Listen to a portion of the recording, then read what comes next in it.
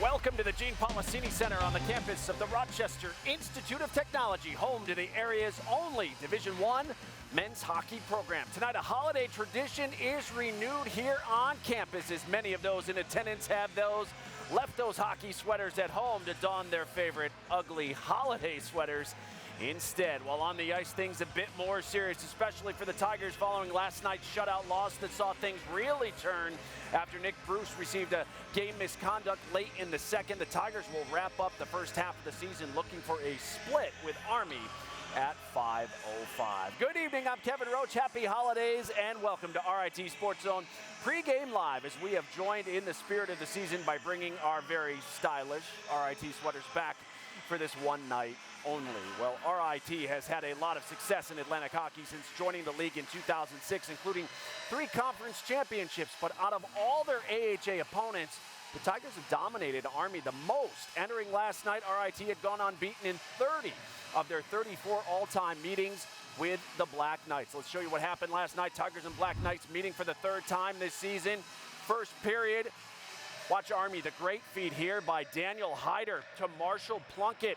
And Plunkett in front, gonna stick it past Colby Matthews for his first goal of the season. 1-0 Army after one. Second period, after a tripping penalty on Aiden Hansen-Bucata, Army on the power play, and Anthony Ferrolo, the defenseman just inside the blue line, is gonna wind up and score his 6th on the year. His team leading 6, 2-0 Black Knights at that point. Late second period, this is where the game really shifts Army's way, as Nick Bruce is going to be called there for the trip, and an Army with a chance to extend the lead, but Colby Matthews is going to keep it a 2-goal game. The officials would then head to the monitor, and in addition to the trip, Bruce called for a contact to the head and a game misconduct. His night was done. Army gets a 7-minute power play, and boy, would they capitalize in the 3rd period. Watch him set up the one-timer here to Brett Abdelnour. Wide open, he scores 3-0 Army at that point. Then still on the man advantage, and just 55 seconds later, they would strike again. Army would add 2 more goals, and they hand the Tigers a 6-0 loss last night. So Army gets 6 different goal scorers. 13 different players recorded a point last night in the victory. Army outshot RIT 24-20 and converted 3 of their 6 power plays, while the Tigers failed to convert on their 2 opportunities. And one stat you don't see here, but it was key. Black Knights finished the night with 15 blocked shots. Happy to be joined, as always, by Tigers, Wayne Wilson. Wayne. Oh, we've got about 2 minutes. Why you like some? Sorry, Brian. Yeah. Not hearing it. I'm sorry, keeping the sounds out, so I didn't hear your question. Coach, can you hear me now? All right. What did you see from your team? I know you liked those first 2 periods you told us last night. What do you want to see from your group here tonight that you didn't see maybe last night? I'd like to see what we did in the first period throughout, but that's going to be often difficult to duplicate. I thought we had a great first period and a good second period, pretty even second period, but I thought we played well. We needed some bounces. We got to do a little better job in front of their goalie and getting some so-called greasy goals. We had a couple of unfortunate bounces off our sticks to their guys or in the net. And then you can't start, when you're trying to come back, you can't lead off the 3rd period with 7 minutes shorthanded. So really more of what we saw in the first and second, and particularly the first, and we should be in good shape. Yeah, I know you didn't necessarily agree with the call on Nick Bruce, as you mentioned last night. We're seeing those types of calls more and more in every sport. Do you still believe they can balance it out between player safety and not infringing on the integrity of the game? Do you think it's possible still? Well, I do, and I do think that you have to put the player safety first still, so I'm a real firm believer in that. But I think what's happening is the officials are getting disciplined for not calling it or missing it or whatever, and they're erring on the safe side. So in order to fight another day and to ref another game, they're making those calls. But when I watch some of them, and not just our games, it's games when we're pre-scouting or games you watch on TV. I think we're overly cautious at times, and targeting is not what some of these players are doing whatsoever. And then there's the embellishment side, and not that last night was an embellishment whatsoever, but it was no factor on their player. He didn't even flinch, quite frankly, and so you know it's the way it goes. But that's the world we're living in, and you know we've got to adapt to it. Yeah, you told us after last night's game that you had a predetermined plan for your goaltenders this weekend, but especially after the way Tommy Scarfoni performed down at Princeton a couple weeks ago, you feel you need to see more of him in game situations? Yeah, we'd like to get him more. I think it really, one, it's a healthy battle, but two, it keeps your goalies fresh for the stretch run, and particularly in the playoffs. And we just kind of noticed, really with other goalies and even Kobe, that they were kind of leaking a little bit. When you look at the goalies around the league, you saw that Canisius put a different goalie in. Some of the teams are using some of the different goalies because I thought they were just, you know, it's a lot to put on a goalie to play back-to-back every night. You see it in the NHL, they don't play them back-to-back. But they've got other things going on in their life besides just the hockey, their studies and things like that. So when you're in the middle of exams like we are right now, and that, we kind of thought that we'd get both of them in this weekend. All right, Coach, I know you got some illness in your lineup here tonight. Best of luck against Army. Go get them tonight. We'll talk to you on the postgame. Appreciate your time. Yeah, thank you. All right, Coach Wayne Wilson of RIT. Well, Army's Brian Riley is coaching over 600 games at West Point, and as I mentioned earlier, RIT has had the Black Knights number over the years. Riley's group was victorious last evening for just the second time in their last 11 meetings with the Tigers. With more on the victory and a preview of tonight's rematch, Brian Riley standing by live now with our John DiTullio. Johnny? All right, Kevin, thanks so much. And Brian, Kevin just mentioned just your second win against RIT in the last 13 matchups. How were you guys able not only to win, but shut out RIT? You know what? I mean, as far as those numbers go, like we've actually had games where I thought we played well, but have ended up in the short end. I think the key to last night was the first period, right? Like we had to weather a storm, and our goalie did a good job, and I thought our guy did a good job in front of him, blocking some shots. And once we were able to get through that first period and get the first goal, it just kind of gave us confidence. And then obviously the power play was huge. That could have gone either way, but we were able to score two quick ones to start off the third period, and I think that kind of sealed the deal. So tonight, it's always hard to sweep anyone in this league. What's the key for your team tonight to come away with 6 points? Well, the key is not to be satisfied, right? We haven't been in this situation yet this year. You know, when you win the first game, you're setting yourself up for a great weekend. And if you can do that, as you've seen in our league, the teams that do that are up at the top, you know. So, but we also have to understand that RIT is going to come out with a vengeance, right? So, again, I think we're going to have to be really good early and try to settle into the game. Your goalie last night, kid who keeps getting better for you. I thought last night, as you mentioned, weather that early storm, and then after that, nothing was going to get by him. Well, you know what? You watch him in goal, and he's very calm, right? And so as a result, he kind of gives us confidence, and he allows the guys to kind of, if they get on their heels a little bit, he's like, all right, hey, I've got this. And so ever since we've had him in, and I'll knock on wood here, he's been really good for us. And I did notice one road trip, one suit, right? Well, I have two, but since we won last night, I'm not going to say I'm superstitious. Yeah. That's what I've been doing. I did it a lot last year when we were on a roll. So yeah. Look good, Brian. We love watching Army play. They're physical and expect a lot of block shots tonight. That is for sure. That does it here with head coach Brian Riley. Kevin, back to you. All right, John, thank you so much. We appreciate it. So here is a look at the Atlantic Hockey standings as they stand at the moment. Bentley, winners of 5 straight, sit on top with 23 points. Canisius 4 back of the Falcons, while RIT is currently in 3rd after last night's victory. Army is now tied for 5th with Niagara and Mercyhurst. 3 points here tonight for the Black Knights would move them ahead of the Tigers. 3 points for RIT would move them into sole possession of 2nd place. A big night for both teams. Well, still to come here tonight on Pregame Live, RIT Associate Head Coach Dave Insalako will join us to help break down tonight's series finale with Army. Plus, number 8 for RIT is Captain Will Calverley. The Tigers' leader in goals and points so far this season will join our Kim Coffee ringside next as our coverage of Tiger hockey continues from the Policini Center. RIT and Army at 5:05. This is RIT Sports Zone Pregame Live.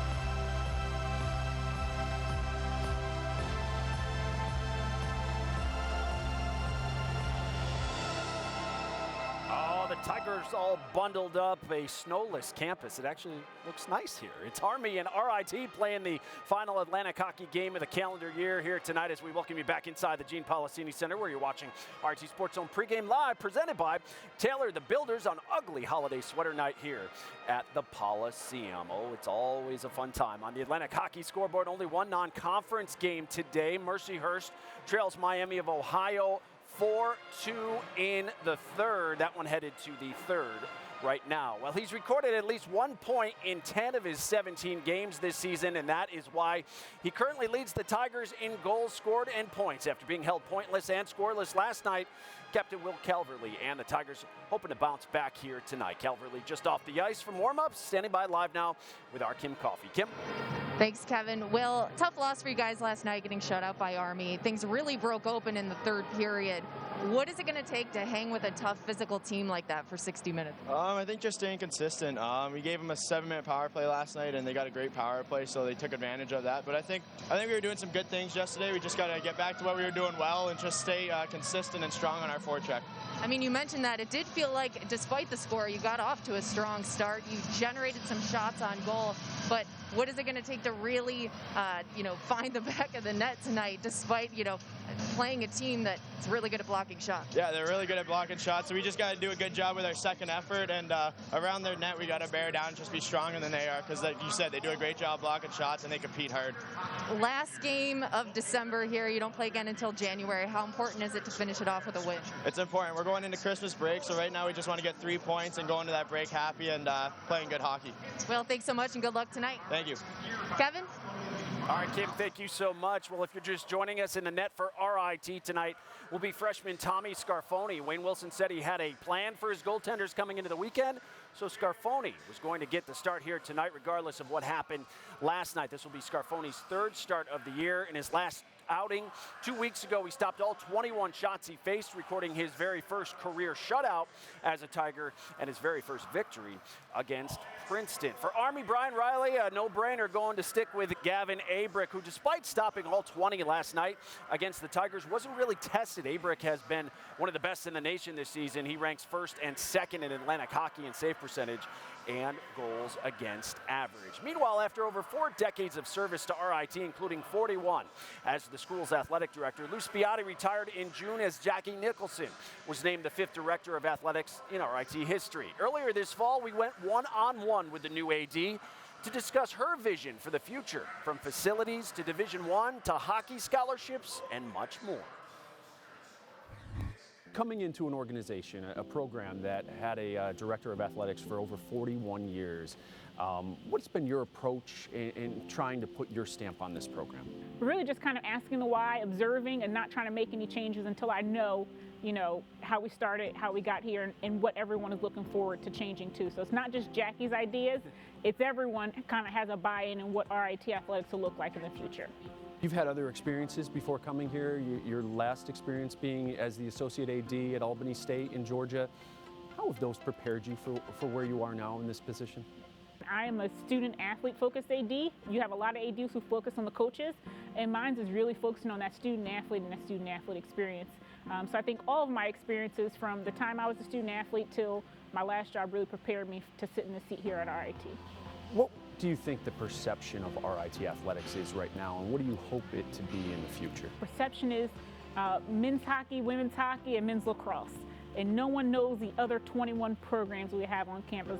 So my job is really to increase this, what we look like locally, regionally, and nationally here with RIT Athletics, and provide all of our programs with equal exposure. You know, obviously the student athlete experience is important, but winning, how vital is that to your plan? And we want our coaches to win because that creates exposure for your program, it creates exposure for the department, and most importantly, the institution. So we want to make sure we win and we kind of get back to competing at that high level in the Liberty League. We've kind of been middle of the pack. We need to figure out what's going to take for us to get to the top of the pack of the Liberty League. We just don't want to say we're competing. We want to say that we're winning conference championships. Division I across the board. Is that something on the table that you've thought about yet, or have had conversations about? So we really want to spend some time diving down into that and getting the student athletes' take on it, our coaches, and then really engaging our alumni and see what they want, and then seeing kind of locally what this region is looking for. Are they looking for another Division I institution, and do we have the capability to support that here in Rochester? We just don't want to be a Division I just kind of in name. We want to be able to compete at the Division I level, and to compete at the Division I level is going to take a lot of money. Obviously, the hockey programs are interested in that decision because it affects what they do, and obviously scholarships are very important to them. Do you feel that the hockey programs here need that to happen to continue to be successful or to be more successful?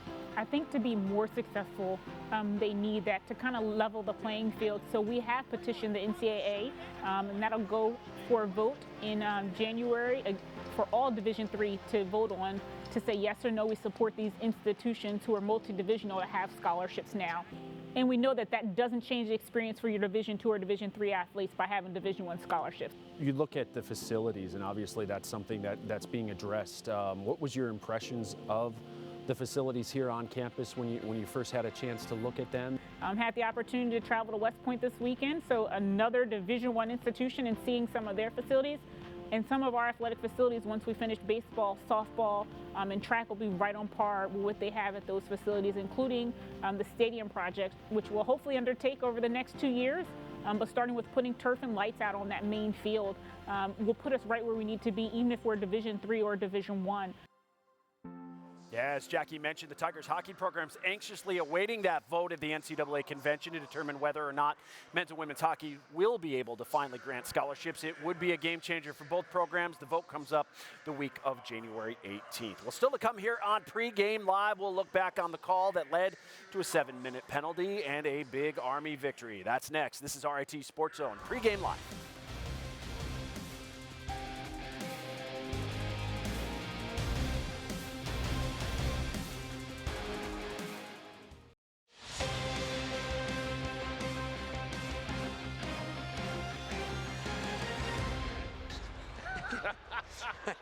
Oh, no, the Tigers are going to get called for a trip. How do you like that? Oh, maybe there's 2 penalties, then going in the shot. Matthews keeping this a 2-0 game. Wow. As Patrick Smith is denied with 1 second remaining in the period. That would have stung with 1.5 and a breakaway. Colby Matthews has made 2 huge saves here late in this second period. And now they're reviewing something here.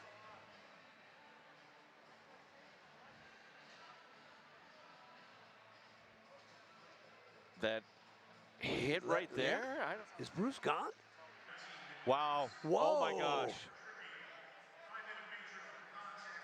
Contact to the head on Bruce.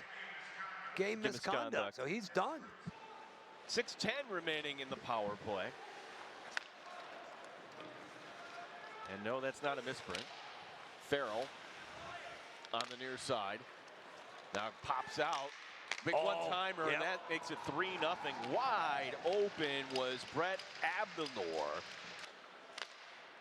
Plunkett, who has a goal tonight, sending it over Hyder. Deflected, and there it is, goal number 4. And now Army is pouring it on, their 3rd power play goal, and there's still 5:01 remaining here in the power play. In front, and now it's 6-0. This is shocking. Yeah, shocking indeed for RIT fans as the Tigers got shut out 6-0 last night. Biggest shutout and margin of defeat in GPC history here at the Policini. If you want to see highlights from any RIT games this season or want to watch any of our player features, you can do so by downloading the RIT Athletics app for your Apple or Android device, plus catch our Division III live streams. Roku, Apple TV, and Fire TV have it as well. Do it all with the RIT Athletics app. Well, it doesn't happen often. In fact, the Tigers have now only had six-plus goal losses in the Division I era, with 2 of those this season against Notre Dame and, of course, last night against Army. As we're joined now by John and Gene. And guys, no time to dwell on the past. The Tigers need to turn the page tonight, take something positive into the long holiday break. Oh, yeah, that was yesterday. New game tonight. John DeTulio, as we're happy to join ringside by assistant coach Dave Insulaco. And Dave, I guess one adjustment, or isn't it adjustment, allowing the 3 power play goals last night. What has to change on your penalty kill tonight? Well, if you look at the goals closely, the first one we tipped in. The second one, we squeeze it off on the half wall. We got an outnumbered situation, and their guy's just going to move the puck down in the corner and hits Carter Wilkie in the leg, and unfortunately goes right to Army's best player, and then they tap it in. So 2 of the goals were unfortunate, and then they made a nice play on the third goal. On the bench, I was unhappy with our PK, but then after watching it, I'm not going to fault the guys for a couple bad bounces. Dave, I would think a fast start is paramount. Even talking with Brian Riley, he goes, we had to weather that first period. If we didn't, it could have been a different game. You want to see your club come out tonight, start fast, maybe even score first as well. Duplicate last night's start to the game. Just would like to change the score on the scoreboard. We were down 1-0, only giving up 5 shots, and we thought we carried the play and dominated for the most part of that first 20 minutes. Our guys are excited to play tonight, and we look forward to a good start here moving forward. Dave, we're excited to see Tommy Scarfoni. Now, we watched online the game at Notre Dame and then certainly the shutout at Princeton. First home start. Give us a little scouting report on Tommy here. Just real patient, technically sound, athletic. He's done really, really well in practice. Moving from Notre Dame to Princeton has shown a lot of growth, so excited that he gets a start tonight and look what he can do. Dave, thanks for your time. Really appreciate it. Go get him tonight. Thank you. Dave Insulaco, assistant coach. John, as we take a look at our players to watch here tonight, and certainly Army is a team that does have talent both at the blue line, up front. Colin Bielak, our player to watch tonight for Army. Yeah, the Atlantic Hockey Player of the Month for November. He's one of those players, number 6, that can do it all. You look at his career. He's at 36 goals, 36 assists. He is a dynamic player, and, of course, off to a great start so far this season for the Black Knights. Now for RIT, Nick Bruce not in the lineup tonight, under the weather, as is Demar DeMuro, but with Bruce not on the top line, others are going to have to step up. And one player we're highlighting here, Caleb Moritz, 15 career goals, none this year, however. He's got to get going. Jake Amaker started slow. He's got it going. Jake Joffe started slow. He's now starting to light the lamp, and he's on that line. He centers that line of Amaker and Joffe. I think it's paramount with the guys you just mentioned not playing tonight. I think they need to, Caleb Moritz needs to get in the scoring column tonight, be huge for the Tigers. So Joffe going up to that line with Merritt Oseko going on the 4th line. So, Kevin, it is a big game here for the month of December to see if RIT can get some points here against Army. Yeah, and Johnny didn't get the memo. Yeah. It's all right. Maybe next time. Am I too cool for the memo? I think you're a little too cool for us. Here's what I need more text. I need more reminders. He's last getting night older. And today. He forgets, Gene. Yeah. We'll see you guys at the top of the hour. Thank you. Thank you. When we return here on Pregame Live, we'll take a look at what awaits the Tigers after the holiday break. That's next. This is RIT SportsZone Pregame Live.